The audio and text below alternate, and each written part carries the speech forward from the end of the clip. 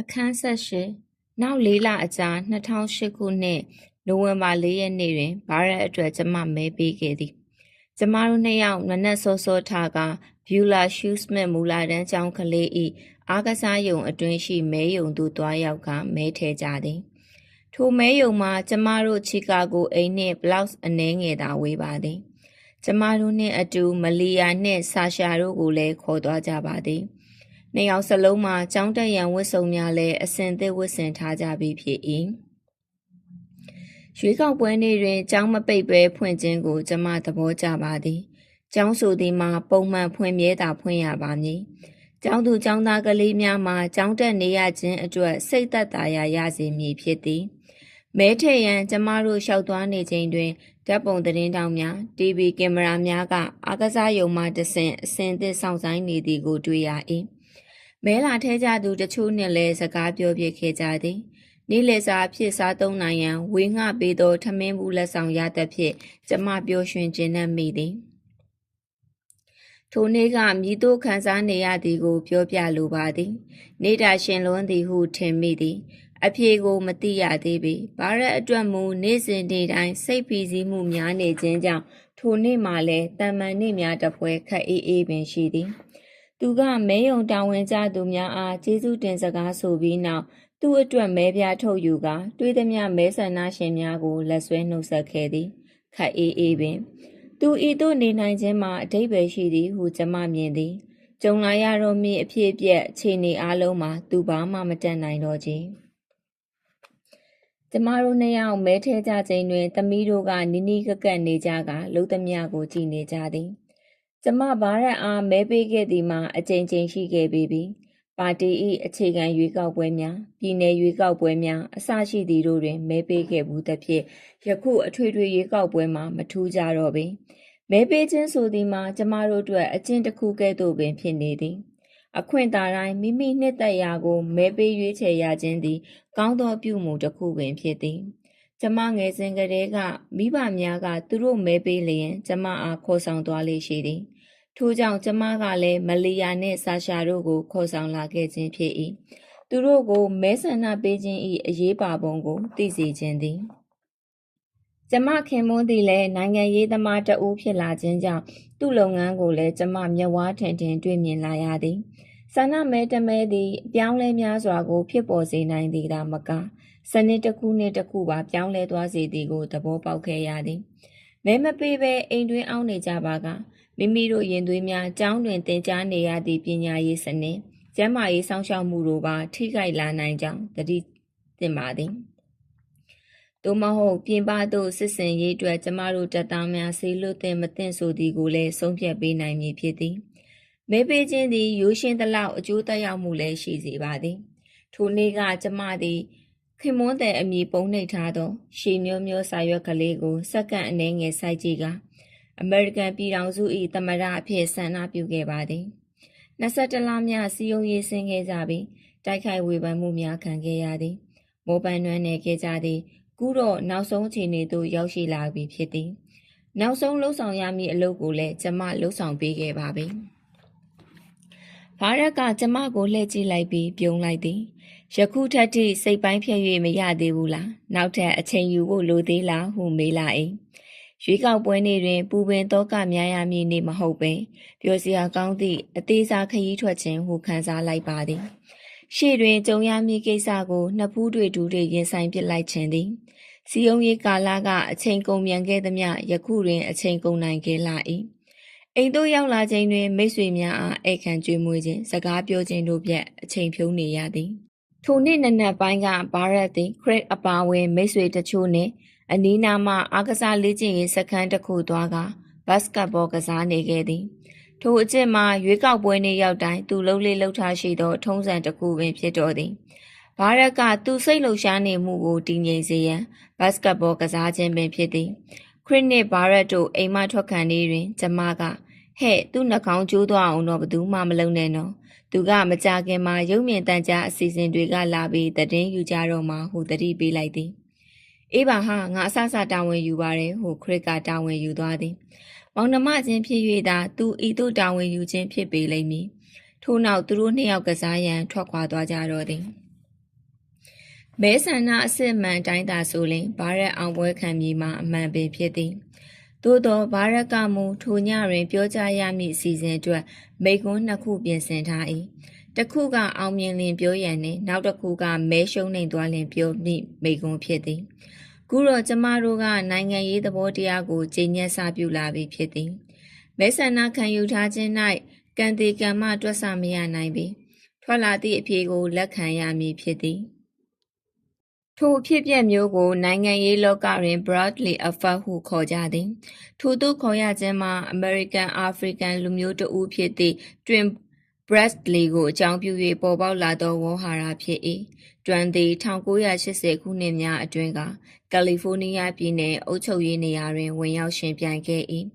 အခြေခံရွေးကောက်ပွဲများအခြေအနေအရတွင်သည်အသာစီးဖြင့်ဦးဆောင်လျက်ရှိနေသည်သို့သောရွေးကောက်ပွဲအစစ်မှန်ကျင်းပလိုက်သောအခါသူရှုံးသွား၏လူတိုင်းအံ့ဩသင့်ခဲ့ကြပြီးကဘာကိုလည်းသင်ခန်းစာပေးနိုင်ခဲ့သည်အထူးသဖြင့်လူမဲများဝင်ရောက်ရှင်ပြိုင်ပါလျင်ဤသို့သောအဖြေထွက်တတ်သည်ဆိုသည်ကိုသိထားကြ၏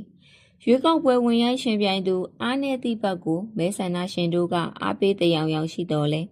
ကိုယ်တိုင်လွတ်လပ်စွာမဲပေးခွင့်ရသည့်အချိန်တိုင်းသူတို့ပေးခြင်းသူကိုသာပေးတတ်ပါသည်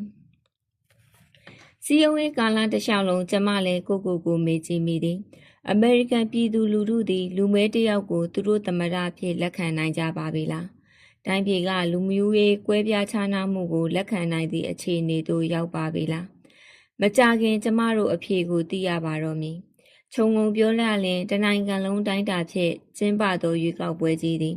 အခြေခံရွေးကောက်ပွဲများကဲ့သို့ရင်ခုန်ရန်နေပါသည်ဂျွန်မဟိန်းသည်အလက်စကာပြည်နယ်၏အုပ်ချုပ်ရေးမှူးအဖြစ်ရွေးချယ်ခံလိုက်ရပြီးဆာရာပါလင်ကသူ့လက်ထောက်ဖြစ်လာသည်ဆာရာသည်အတွေ့အကြုံမရှိပြင်ဆင်မှုမရှိဘဲအလင်းအမြန်ပင်နိုင်ငံတော်အဆင့်စည်ရင်းဝင်ဖြစ်လာသည်ထို့နောက်စက်တင်ဘာလလယ်ခန့်တွင်မကောင်းသတင်းများစတင်ပေါ်ထွက်လာသည်အမေရိကန်ပြည်ထောင်စု၏စီးပွားရေးအခြေအနေမှာထိမရသိမ့်မရဖြစ်လာသည်တိုင်းပြည်၏စီးပွားရေးမြုပ်နှံမှုတွင်အထင်ကရဖြစ်သော Lehman Brothers ဘဏ်ကြီးကပြိုကွဲသွားသည်ယခုကမ္ဘာက Wall Street ဟုသိထားကြသောစီးပွားရေးလုပ်ငန်းကလည်းသူရသည့်အမတ်များကိုအိမ်ဝယ်ချီးငွေများအဖြစ်ထုတ်ချေးခဲ့ရနိုင်ငွေမလဲဖြစ်လာသည်စတော့ဈေးကွက်ပြတ်ပြီးကျွေးဝယ်စနစ်အလုံးလည်းရပ်ဆိုင်းသွားသည်အငိမ့်စားများအတွက်ထားရှိသောရန်ပုံငွေလည်းပျောက်ကွယ်သွားသည်တမိုင်း၌ဤသို့သောအဖြစ်ဆိုးများနှင့်ကြုံနေချိန်တွင်ဗာရက်သည်လူမှန်နေရာမှန်ဖြစ်တော်၏ရင်ဆိုင်ရမည့်ပြဿနာများမှာမသေးလာပင်တစ်နေ့ထက်တစ်နေ့ကြီးထွားလာနေသည်ကျမစူးစမ်းခဲ့သည်မှာလည်းတစ်နှစ်ခွဲခန့်ရှိနေပြီဖြစ်၏ကျမခင်မွန်းသည်မှာတည်ငြိမ်လွန်းလာပင်သူရင်တွင်၌အဆအရာရာပြင်ဆင်ထားပြီးဖြစ်ပုံရ၏သူ၌ဘာစိတ်ရှုပ်ထွေးမှုမှလည်းရှိနေပုံမပေါ်ပေသူအုံနောက်သည်အဆအရာရာကိုခွဲခြမ်းစိတ်ဖြာထားပုံရသည်ကျမကိုဗတ်လိုက်သည်ဟုပြောလိုကပြောကြစေတော့ဗာရက်ကိုနိုင်စေခြင်း၏ကျမတို့နိုင်ငံသည်သူ့အကူအညီကိုအထူးလိုအပ်နေသောအချိန်ဖြစ်နေ၏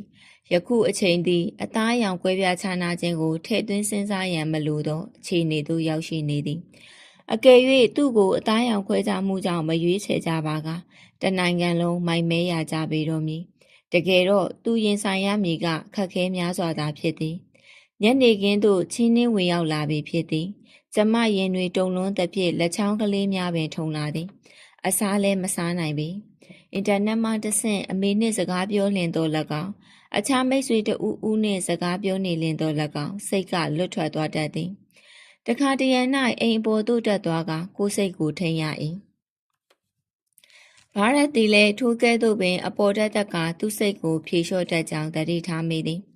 ကျမတို့အိတ်ခမ်းနှင့်မျက်စောင်းထိုးခမ်းတွင်သူစာဖတ်ခမ်းရှိသောစပွဲတစ်လုံးရှိသည်ထိုစပွဲတွင်သူထိုင်ကအောင်မြင်ကြော်ကြားခဲ့သောသူ့မိကွန်းအဟောင်းမှတ်စုစာအုပ်များကိုသူပြန်ဖတ်နေသည်ကိုတွေးလိုက်ရ၏ထိုနေရာသည်သူ့ပုံးခိုရာနေရာပင်ဖြစ်တော်သည်ကျမသူရှိရာသို့လျှောက်သွားလိုက်ပြီးပခုံးများကိုလက်ဖြင့်ပို့လိုက်သည်ရှင်အစဉ်ပြေရဲ့လားယင်ဟုကျမမေးလိုက်သည်ပြေပါတယ်ပင်ပန်းနေရလားမဟုတ်ပါဘူးသူကျမကိုပြုံးပြုံးကြီးမောကြည့်လာ၏သူအမှန်တကယ်ပြောနေခြင်းဖြစ်ကြောင်းသက်သေထူတကဲ့သို့ရှိ၏ထိုနေ့မတိုင်မီရက်အနည်းငယ်ကပင်ဟာဝိုင်အီမှဗာရက်၏အဖွားတော်ဆက်သူတွေ့သည်လပေါင်းများစွာကင်ဆာရောဂါဝေဒနာခံစားခဲ့ပြီးအသက်86နှစ်အရွယ်၌ကွယ်လွန်သွားကြောင်းသတင်းကြားခဲ့ရသည် အမေကွယ်လွန်စဉ်ကလည်းအာတုပပင်မမိခဲ့သောဘာရက်က twist ကိုတော့မကွယ်လွန်မီသွားကြည့်မည်ဟုအားခဲထားခဲ့သည်။လွေရာသီရောက်လင်ကလေးများနှင့်အတူသွားကြမည်ဟုစီစဉ်ထား၏။စီယုံရီခရီးစဉ်အတွင်းဘာလက်သည်တရက်အားလက်ချိန်ယူက twist အပါသို့သွားခဲ့သည်။အဖွားလက်ကိုကိုင်းကသူနှုတ်ဆက်ခွင့်ရလိုက်ပါ၏။ကျမတွေးမိတိုင်းစိတ်မကောင်းဖြစ်ရသည်။နိုင်ငံရေးလောကသို့ဘာရက်ဝင်လာချိန်မှစ၍သူ့အမေကိုဆုံးရှုံးခဲ့ရသည်။ထိုစဉ်ကစီနီတာဖြစ်ဝင်ရောက်ရှင်ပြိုင်မည်ဟုကြေညာအပြီး2 လအကြာတွင်ဖြစ်သည်။ယခုအသီးအပွင့်ကိုခံစားရတော့မည်အချိန်၌အဖွားသိခွင့်မြင်ခွင့်မရဖြစ်ခဲ့ပြန်သည်။ရှင်ပါပဲခံစားရသည်ဖြစ်စေရှင်လုပ်ခဲ့တဲ့အလုပ်တွေအတွက်ကျမဂုဏ်ယူပါတယ်ဘာရက်ရှင်အများကြီးလုပ်ခဲ့ပေးပါပြီ။သူခုံမော်ရင်ထိုင်ရာမှထားလိုက်ခါကျမကိုဖတ်လိုက်ပြီးမင်းလည်းအများကြီးလုပ်ခဲ့တာပဲဟုပြောကကျမကိုဖတ်ထား၏။ကျမတို့2 ယောက်လုံးသည်မှန်သည်ထင်တာတွေအားလုံးလုပ်ခဲ့ပြီးပါပြီဟုတင်းတင်းကြပ်ကြပ်ဖတ်ထား၏။ကျမကမူသူရှိဆက်လုပ်ရမည့်အလုပ်များကိုတွေးနေမိတော့သည်။မိသားစုညစာစားကြပြီးနောက်အဝတ်များလဲကြကမိတ်ဆွေများနှင့်အတူရွေးကောက်ပွဲရလဒ်များကျင်ညာမိမြို့ထဲသို့ထွက်လာကြသည်။ကျမတို့စီယုံရေးအဖွဲ့က High Regency Hotel ၌နေရာငှားရမ်းထားပြီးဖြစ်၏စီယုံရေးအဖွဲ့သူများကလည်းထိုဟိုတယ်၌ပင်တီးခြားနေရာယူထားသည်သူတို့ကကျမတို့မိသားစုအားလွတ်လွတ်လပ်လပ်နေထိုင်စေရန်တီးခြားငှားရမ်းပေးထားခြင်းပင်ဖြစ်သည်ဂျိုးနှင့်ဂျိုးပီတင်တို့သည်မိသားစုဝင်များမိတ်ဆွေများနှင့်ရောက်လာကြသည်ပထမအဆုံးထွက်ပေါ်လာသည့်အဖြေကညနေ6 နာရီခန့်တွင်ဖြစ်သည်ကင်တာကီ၌မကိန်းနိုင်ပြီးမာဟော့တွင်ဘာရက်နိုင်၏ထို့နောက်အနောက်ဗာဂျီးနီးယား၌မကိန်းနိုင်သည်ထို့နောက်ကာရိုလိုင်းနားတောင်ပိုင်း၌လည်းမကိန်းပင်အောင်ပွဲခံပြန်သည်ကျမကိုကျမယုံကြည်စိတ်ချမှုအနှဲငယ်ကြာစင်းစားပြုလာသည်အမှန်တကယ်တွင်ထိုအဖြေသည်အံ့ဩဖွယ်ကောင်းလောက်အောင်အဖြေများဖြစ်ပါသည်Ash နှင့် Plot တို့သည်အခန်းထဲသို့အပြင်ဝင်ကြည်ထွက်ချီလောက်ကရလာသောသတင်းများကိုပေးပို့နေကြသည်သူတို့အဆိုအရဆိုလျှင်လူတုသည်ပင်ခံမှန်းရခတ်နေသည်ဟုဆို၏နောက်ဆုံးရလာသည့်သတင်းများသည်ခြုံငုံပြောရလျင်အခြေအနေကောင်းသည်ဟုဆိုကြ၏နိုင်ငံရေးသမားများခံမှန်းနေသည့်ကြောင့်ကျမကြားလိုလာပါသည်ကျမတို့မှမြည်သူနှင့်မှအဆက်အသွယ်မရထိန်းချုပ်၍လည်းမရပေဘာတွေဖြစ်လာမှာပါလဲရုံမြင်တန်ကြားမှာပြသနေသောသတင်းအရ Grand Papa ကြီးရဲတွင်လူတွေအုံခဲကရွေးကောက်ပွဲသတင်းကိုနားထောင်နေကြသည်သူတို့ရက်နေကြသောနေရာနှင့်တမိုင်ခန့်အကွာနေရာ၌တွင်ရွေးကောက်ပွဲသတင်းကိုအေယာမဖန်သားပြင်ပေါ်၌ထုတ်လွှင့်ပေးနေသည်များမကြာမီတွင်ထိုဖန်သားပြင်ပေါ်၌ဘာရက်သည်သူပြင်ဆင်ထားသောမိကွန်း2 ခုမှအနက်မှတစ်ခုကိုပြောရတော့မည်ဖြစ်၏တမျိုးလုံး၏နေရာအသီးသီးတွင်ရဲလုံခြုံရေးများစောင့်ကြပ်နေသကဲ့သို့ရေကြောင်းဘက်မှလည်းရေရင်များကင်းလှည့်နေသည်ရဟတ်ယာဉ်များကလည်းကောင်းကင်ယံ၌ဝဲကလုံခြုံရေးတာဝန်ယူထားကြသည်ချီကာဂိုမြို့သားတို့သည်သတင်းနားဆွင့်နေကြရင်အသက်ရှူရန်ပင်မိနေကြသည်ထင်၏ကွန်နတီကတ်တွင်ဘာရက်နိုင်သည်နယူးဟမ်ရှိုင်းယားတွင်လည်းဘာရက်ပင်အောင်ပွဲခံသည်မက်ဆာချူးဆက်မိန်းဒယ်လဝဲဒီစီတို့တွင်လည်းဘာရက်ဇက်တိုင်နိုင်ပြန်သည်အီလီနိုက်တွင်ဘာရက်နိုင်ကြောင်းကြေညာချိန်၌ကားများသည်ဟိုးများတီးကဂုံပြူကြသည်လမ်းပေါ်မှလူများသည်ဟစ်ကြွေးသံများလည်းကြားရ၏ကျမကအခန်းတကားဝနာတွင်ကလတ်ထိုင်တစ်လုံးတွေး၍ထိုကလတ်ထိုင်တွင်ထိုင်ကအခန်းတွင်မှအဖြစ်ပြက်များကိုကြည်နေမိသည်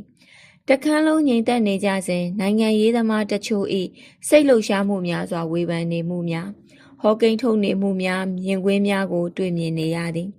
ကျမညာဘက်တွင်သမီး2 ယောက်ကအနီနှင့်အနက်ချုပ်ထားသောဝတ်စုံစင်တူဖြင့်ထိုင်နေကြသည်ဘဲဘက်တွင်ဘာရက်ကကျမအမေနှင့်အတူဆိုဖာရှည်တစ်ခုပေါ်တွင်ထိုင်နေသည်သူ့ကုတ်အင်ကြီးမှာတနေရာရာတွင်ချိတ်ထားဟန်ရှိ၏အမေကအနက်ရောင်ညနေခင်းဝတ်စုံကိုဝတ်ဆင်ထားပြီးငွေတယ်နှဆွဲကိုဆင်မြန်းထား၏အဖွားအစင်သစ်ပဲလားဟုဘာရက်ကအမေအားမေးတန်ကြား၏အမေကဘာရက်ကိုလေပြန်လှည့်ကြည့်လိုက်ပြီးပခုံးတွန်းပြလိုက်သည်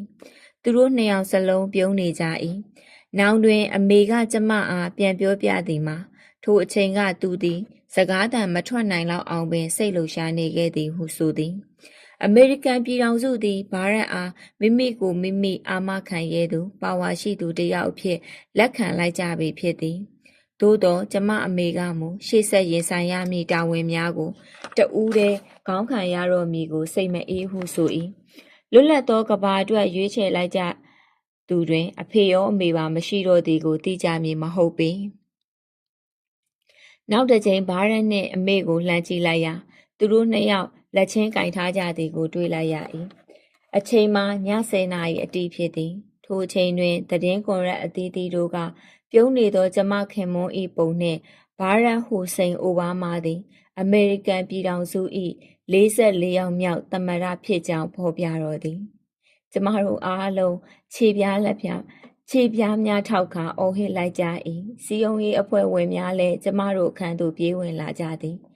ဘီဒင်အပါဝင်ဧည့်သည်များအခန်းတွင်သို့ရောက်လာကြသည်အားလုံးသည်ပျော်ရွှင်စွာတဦးနှင့်တဦးဖတ်ပြီးဂုဏ်ပြုကြ၏စိတ်ပင်မကူးဝန်းသည့်ကိစ္စသည်အမှန်တကယ်ဖြစ်လာခဲ့ကြပြီကျမကမူကျမခန္ဓာကိုယ်ထဲမှထွက်ခွာကာကျမကိုကျမပြန်ကြည့်နေတကယ်သို့ခံစားလိုက်ရသည်သူစွမ်းဆောင်နိုင်ခဲ့ပြီကျမတို့အားလုံးစွမ်းဆောင်နိုင်ခဲ့ကြပြီဖြစ်သည်ဟုတ်ကောဟုတ်ပါရဲ့လားသို့သောသတင်းဌာနအားလုံးကဖော်ပြနေပြီဖြစ်၍အမှန်တကယ်ပင်ဖြစ်နေသည်ကိုလက်ခံလိုက်ရတော့သည်ဤနေရာမှာကျမခံစားရသည်ကိုပြောပြခြင်းပါသေးသည်ကျမတို့မိသားစုတစ်ခုလုံးကိုအမြောက်ထဲထဲကပြစ်လိုက်တကယ်သို့ထူးဆန်းသောရေအောက်ကဘာကိုရောက်သွားသည်နှင့်ဖြစ်နေပြန်သည်အရာအလုံး၏ရွေ့လျားမှုသည်နှေးကွေးနေပြီးအချို့အရာများရှိသင်ရှိထိုက်သည့်ပုံစံများမရှိဘဲရှည်မျိုးမျိုးဖြစ်နေသည်သို့သောကျမတို့ကိုယ်တိုင်မှမူလှုပ်ဝက်ထောင်လန်းရေးများကခေါ်ဆောင်သွားသဖြင့်ဓာတ်လေကားတစ်စီးသို့ရောက်ရှိသွားခဲ့ကြသည်ထိုမှတဆင့်ဟိုတယ်၏နောက်ပေါင်းမှထွက်ကြပြီးအစင်သစ်ဆောင်ဆိုင်နေသောဆပ်ကားပေါ်သို့ရောက်လာကြ၏အချိန်တွင်ကျမအသက်ရှူမိပါရဲ့လားကျမတို့အပြင်ထွက်နိုင်ရန်တကားအစင်သစ်ဖွေမွေးသူကိုကျေးဇူးတင်စကားဆိုမိပါရဲ့လားကျမပြုံးနေမိသလားကျမဘာမှမသိတော့ပါအမှန်တကယ်ဖြစ်ပျက်နေသည်ဟုယုံနိုင်ရန်ကြိုးစားနေစေပင်ဖြစ်တော်သည်အချို့ကိစ္စတို့မှာကျမပင်ပန်းနေလွန်းလာခြင်းကြောင့်လည်းဖြစ်နိုင်သည်ယနေ့သည်ပင်ဖြတ်တန်းရသည်မှာကြာလွန်းလာသည်သမီးတို့မျက်နှာမှာလည်းပြုံးပျော်နေကြသည်ယနေ့ညနောက်ပိုင်းတွင်သူတို့နှင့်အတူပျော်ရန်ကျမစီစဉ်ထားသည်လည်းရှိသည်ဒယ်ဒီနိုင်သည်ဖြစ်စေရှုံးသည်ဖြစ်စေကျမတို့မိသားစုပျော်ကြမည်ဟုဖြစ်သည်ကျမတို့စီးလာသောကားများကိုရဲများကဥဆောင်ခေါ်ယူသွား၏ဂရမ်ပတ်စီသို့အမြန်နှုံးဖြင့်သွားနေသည်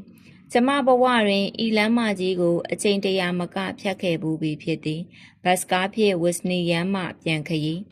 မနက်မိုးမလင်းခင်လေ့ကျင့်ခန်းလုပ်ရန်အတွက်အားကစားရုံသို့သွားရသောခရီးစသဖြင့်ဖြစ်သည်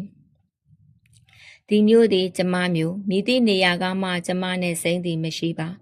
သို့သောထိုညကမူမြင်ကွင်းအလုံးအသစ်ဆန်းဖြစ်နေသည်ထူးထူးခြားခြားတိတ်ဆိတ်နေ၏ကျမမှာအိမ်မက်ကဘာထဲသို့ရောက်သည်နှင့်ဖြစ်နေသည်မလီယာကဆပ်ကား၏ပြတင်းပေါက်မှအပြင်သို့ငေးနေသည်မြင်သမျှမြင်ကွင်းအလုံးမှတ်နေပုံရ၏ဒယ်ဒီဟုသူခေါ်လိုက်သည်သူ့အတန်မှာခါတိုင်းနှင့်မတူပိုမူနူးညံ့ပျော်ပြောင်းနေ၏လမ်းများပေါ်တွင်ဘသူမှမရှိကြဘူးဒယ်ဒီအောင်ပွဲခံသည့်နေရာကိုဘသူမှမလာကြဘူးထင်ပါရဲ့ဟုသမီးကဆိုသည်ဘားရက်နှင့်ကျမတယောက်ကိုတယောက်ကြည့်လိုက်ကြပြီးရဲမိသည်ထိုအခါမှကျမကိုယ်တိုင်လည်းလမ်းပေါ်တွင်ကျမတို့ကားတစ်စီးတည်းသာရှိသည်ကိုသတိထားမိလိုက်သည်ဘားရက်ကသမရလောင်းဖြစ်ရွေးချယ်ခံလိုက်ရပြီဖြစ်၍လှုပ်ဝက်ထောင်လန်းရေးများကတူလာမိလမ်းကိုကြိုတင်ရှင်းထားကြပြီဖြစ်သည် Lake Shore Drive တစ်ခုလုံးလမ်းစုံလမ်းကွာမှန်သမျှပိတ်ခါရှင်းထား၏သမရတယောက်အတွက်လုံခြုံရေးကြိုတင်စီမံထားခြင်းပင်ဖြစ်သည်ဆိုသည်ကိုနောက်မှကျမသိခဲ့ရသည်အရာအလုံးသည်အသစ်အဆန်းဖြစ်နေတော့သည်ကျမကမလီယာအားဖတ်လိုက်ပြီးလူတွေအားလုံးကအခုမာမီတို့သွားနေသည့်နေရာကိုရောက်နေပြီသမီးရဲ့သူတို့ကဒယ်ဒီကိုအိတ်နေရာကနေကြိုနေကြမှာဟုရှင်းပြလိုက်သည်